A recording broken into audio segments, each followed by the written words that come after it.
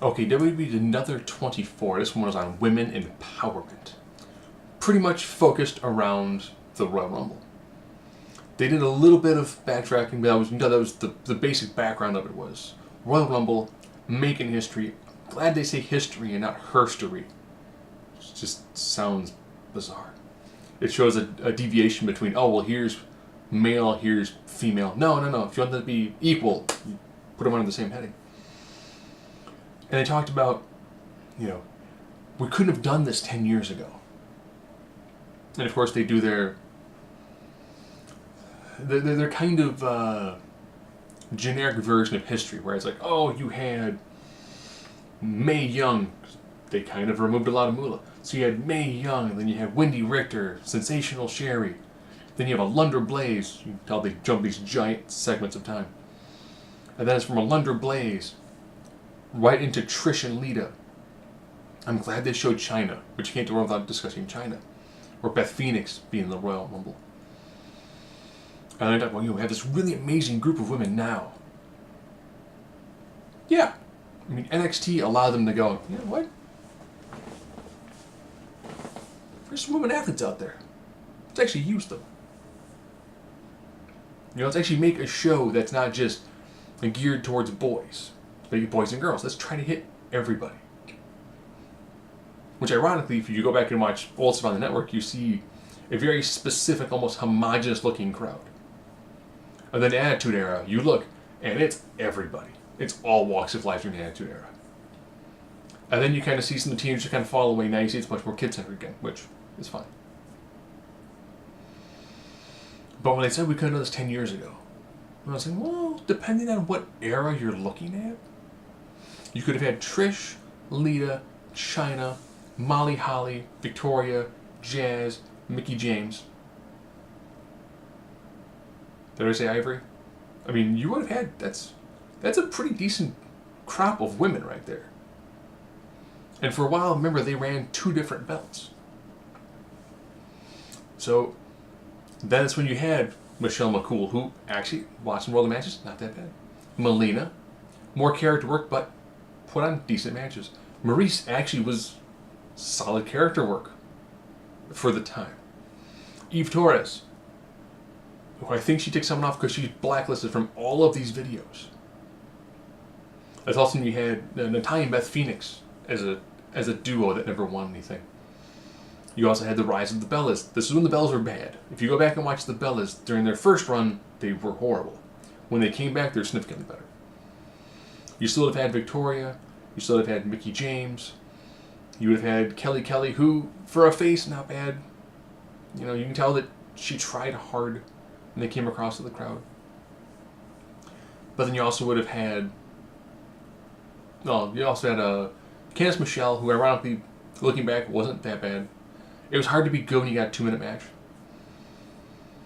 But then if you go outside of the E, there was a tremendous amount of talent. For a while, TNA's Knockout division was the must-see version of their show. That was the must-see portion. But I think it was that the mainstream hadn't quite gotten to the point where they wanted to see women actually wrestle again. Which is weird, because going back and watching like an Lunder Blaze match, taking on Bull Nakano, which is a sick match. Lunder Blaze was a fantastic women's wrestler. Then you see the Attitude Era hit, and all of a sudden, women went from being, competing and giving lots of time, to just being the foil in storylines. It was like, well, she's hot. Yeah. So you're going to be these 2 guys are fighting over you. Oh, okay. But I can fight. No. Unless you're some sort of, genetic anomaly, like China. China got to fight men. Jazz got to fight men. But you had like 1 or 2 per company that actually wrestled. Most of them just were window dressing. It was great to see that go away. I think it's a combination of multiple things. 1, Triple H has daughters. 2, Triple H likes wrestling. 3, his wife is making her way up in the company. As much as they say in a male-dominated world, yes. But her last name is the same as the big guy who signs the checks. So she's been in this industry her entire life. It gives her a tremendous leg up in the competition. Other people are like, well, I've got money trying to learn it, which would be Dixie Carter. But it's like, no, I've done this my entire life. I've been in this industry. You're supposed to be at the first WrestleMania. So she knows the struggles it takes to run the company from the ground up. You know, say what you can, but the best teacher is experience. And if you're working with someone who's spent decades in the business, and you spent, you know, a certain amount of time in this industry too, you know a lot. So, I thought it was a really good documentary. I still do have an issue with the way they kind of phrase, well, here's the history of this division. It's kind of pretty close. You can tell they're leaving some stuff out, and I think some of that's because they've got hurt feelings of certain people. That's why you really don't see AJ, you don't see Eve Torres, you don't see Candice Michelle. You know, you might see a bit of piece here and there in Sable, probably because, you know, the Brock Lesnar connection. They don't show a lot of Sunny, for obvious reasons now. You know, they don't show Christy Hemme. We're not seeing, I'm trying to with the other one. Ashley Mazzaro? There's a lot of that they kind of, like, they don't leave in there anymore. You're not seeing Maria Kanellis, even though she's back with the company now. She's currently, I think she's probably pregnant. They skip certain people, and you go, well, they had a moment where they did stuff.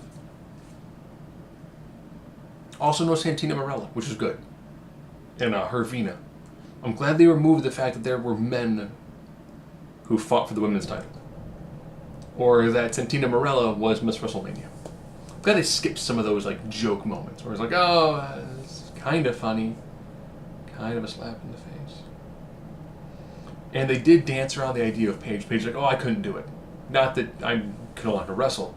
I think they're still holding out hope that she can be Daniel Bryan back in. But if you have the network, definitely worth watching this one.